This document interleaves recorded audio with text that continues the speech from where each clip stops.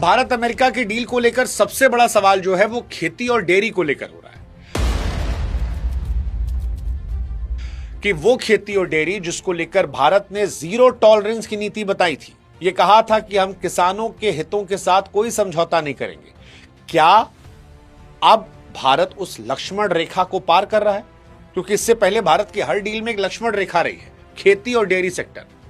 यह केवल पैसा नहीं बल्कि भारत की आत्मा और करोड़ों किसानों की रोजी रोटी का मामला है। भारत में लगभग 50% आबादी खेती पर निर्भर है।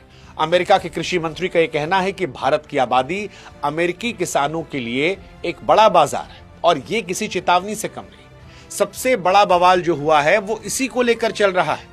अब आप इस खतरे को समझिए। अमेरिका में कॉर्पोरेट फार्मिंग है जहां सरकार अरबों की सब्सिडी देती है।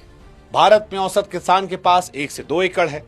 अगर सस्ता अमेरिकी दूध घी भारत आने लगा तो भारत की जो कंपनियां हैं, भारत में जो लोग काम करते हैं, उनकी रोजी रोटी पर संकट आ जाएगा। आप डेयरी का उदाहरण ले लीजिए। भारत दुनिया का सबसे बड़ा दूध उत्पादक है। अगर अमेरिका के बड़े फार्म्स का सस्ता पाउडर और प्रोसेस दूध भारत की सहकारी संस्थाओं के सामने खड़ा हो गया तो गांवों की अर्थव्यवस्था क्या होगा? क्या न्यूयॉर्क के किसी बड़ी डेयरी के मुनाफे के लिए भारत के छोटे गांवों की आर्थिक स्थिति की बलि दी जाएगी? और इसी के नाम पर तो भारत लड़ाई लड़ रहा था।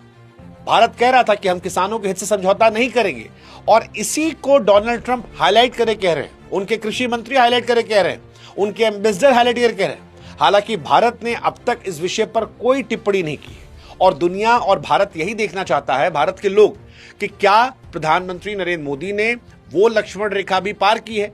क्योंकि अगर ये लक्ष्मण रेखा पार हुई है तो इस पर चर्चा बहुत ज्यादा होगी। डोनाल्ड ट्रंप के दावों पर प्रथम दृष्टया में यकीन नहीं करते, क्योंकि डोनाल्ड ट्रंप तो इससे पहले भी भारत को कई बार डेड इकोनॉमी, रूस वॉर रुकवाने की बात और कई सारे दावे कर चुके हैं। उनके दावे और हकीकत में कई बार अंतर होता है, लेकिन इस बार बात आगे इसलिए बढ़ रही है क्योंकि उन्हें कृषि मंत्री भी दावा कर रहे हैं, उनके लोग दावा कर रहे हैं और डोनाल्ड ट्रंप ने पहले ही ट्वीट में लिखा और भारत की तरफ से इस पर खामोशी है। कई घंटे बीतने के बाद भी खामोशी है, जबकि विपक्ष और देश की जनता ये सवाल उठा रही है। ऐसे में ये वाला जो टॉपिक है ये सबसे क्रूशियल रहने वाला है कि क्या भारत ने कृषि डेयरी में भी समझौता कर लिया?